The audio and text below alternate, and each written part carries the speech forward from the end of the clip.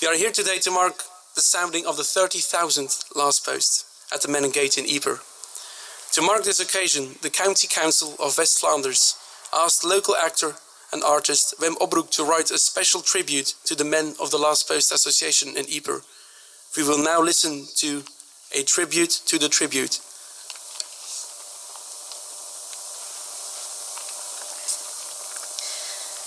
When the last post blows, the stars and the planets stand still. The wind holds its breath, the rain stops, the moon turns pale. There is peace on earth, but a mournful sadness fills the air. Compassion flows down from on a high, bowing every head. The bugles sound like foghorns. From the mists of the past, the dead stand up, soft and tender.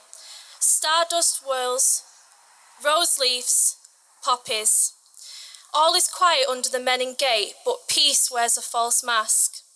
The last post carries us back to the old world of the killing fields, to shattered landscapes, to the stench that hangs over no man's land.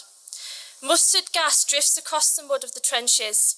The horror of the First World War is a gaping mouth, a silent cry that died on the lips of thousands of lost souls. Young men, their names engraved forever in a long, cold list. Died for the fatherland, mourned for the motherland. Every evening at the stroke of 8, the buglers blow their names back to life. A final salute to the fallen at the end of the day's labours. Then sounds the reveal, the awakening, the call to stand up and carry on. The eternal return, creation, ripening, death. Generations disappear, stories fade away, but the memory of what happened must never be lost. The last post does not just remember, it keeps the hope alive. It calls the city and the world to order. Under the Menin Gate, night after night, a legitimate ritual takes place, so that we will never forget, but above all, so that we will see, once and for all, that every war, anywhere in the world, is an attack on the foundations of civilization.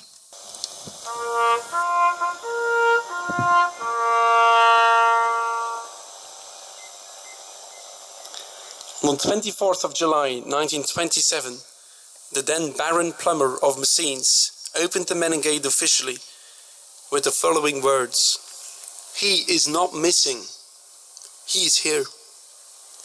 The whole principle of the Commonwealth War Graves Commission is that all the soldiers who gave their lives are remembered either on a headstone or either on a memorial. These New Zealand soldiers who also fought under Plummer during the Battle of Messines in June 1917 are remembered not on the Menin Gate, but on this memorial, close to the spot where they fell and where their bodies still lie. Before the war, the windmill that stood here dominated the landscape. During the war, the site was further reinforced before it was rushed by the Kiwis on the morning of the 7th of June 1917.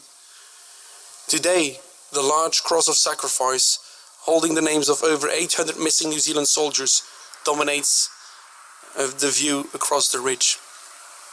At the unveiling of the Menin Gate in 1927, the last post was sounded for the very first time. Within the year, the ceremony grew to a daily act of remembrance. Whether there were 5 people or 5,000 in attendance, the buglers are always present. Since then, every possible head of state and official has passed through the gate. But remember one thing, it is not just about the people in attendance under the gate. It is about the names of the people on the memorial. Tonight, for the 30,000th time, the buglers will sound the last post under the Menin Gate. An echo will be played at over 200 locations, including fire stations as far away as Australia and New Zealand, and of course this local memorial here in Messines. We are using the same order of service as used tonight under the Menin Gate in Ypres. This tribute to a tribute is exceptionally not only in honor of the Last Post Association, but also in honor of the missing New Zealand soldiers.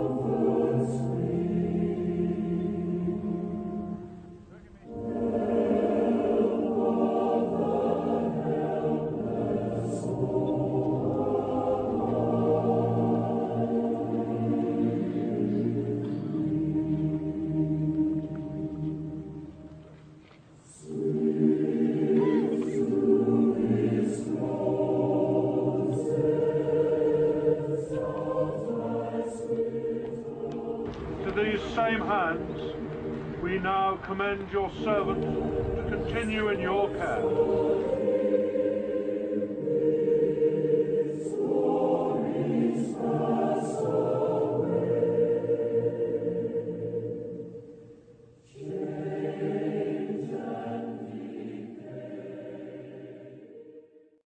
Every day for a year, from the 11th of November 2014 to the 10th of November 2015, the last post ceremony will draw special attention to a particular soldier whose lives and deaths can tell us something about the terrible conflict which they were involved in. Today we listen to the story of George Sellers. For George Sellers of Auckland, New Zealand, life on the Western Front lasted just 5 days. He was 31 years old when he died, and was well known in New Zealand and beyond. He was a front row rugby forward who represented Auckland and had played for the Maori All Blacks and the All Blacks. In fact, he was one of 4 All Blacks to die as a result of action in and around the small town of Messines in 1917. In daily life, George Sellers was a shipwright, repairing ships in Auckland Harbour. Early in 1916, he joined up to serve overseas. After months of army training, he and thousands of others New Zealand reinforcements set sail for the war. A 2-month sea voyage from the other side of the world to Devonport on England's south coast. Here, they underwent more training on Salisbury Plain in Wiltshire before moving across to France. On Saturday, June the 2nd, 1917, George joined his battalion. On Thursday, June the 7th, he lost his life less than a kilometre from where we are standing. It was the first day of the Battle of Messines.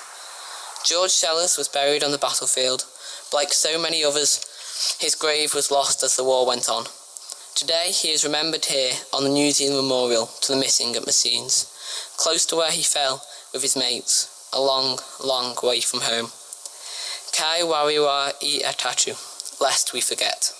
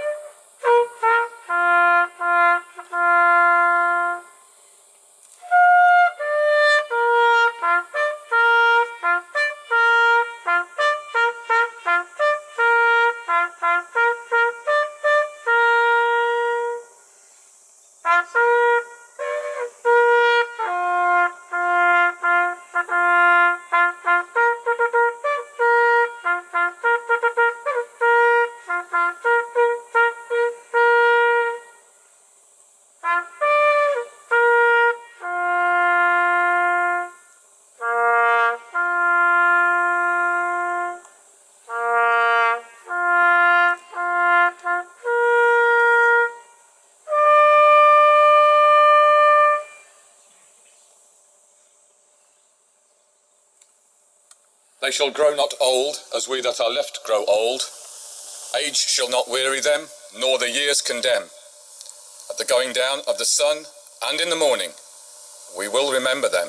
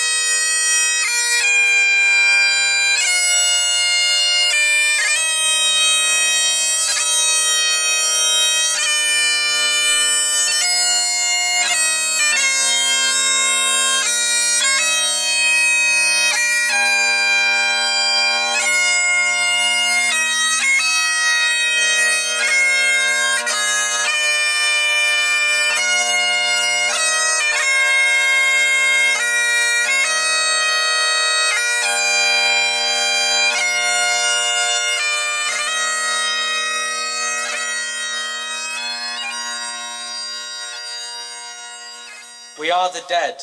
Short days ago, we lived, felt dawn, saw sunset glow, loved and were loved, and now we lie in Flanders fields. Take up our quarrel with the foe. To you from failing hands we throw. The torch be yours to hold it high. If ye break faith with us who die, we shall not sleep, though poppies grow in Flanders fields.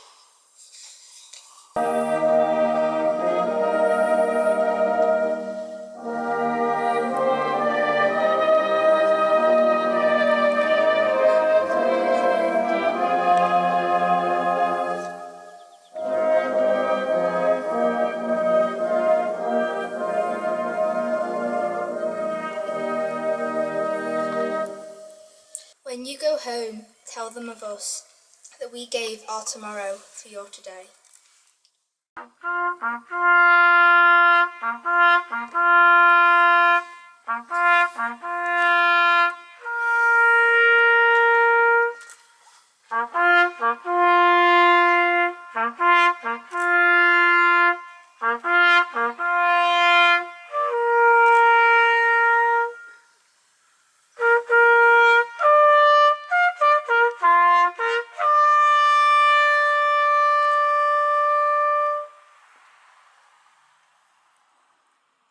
Messines is a very special place for New Zealand, a place at which we feel welcome and somewhere I love visiting.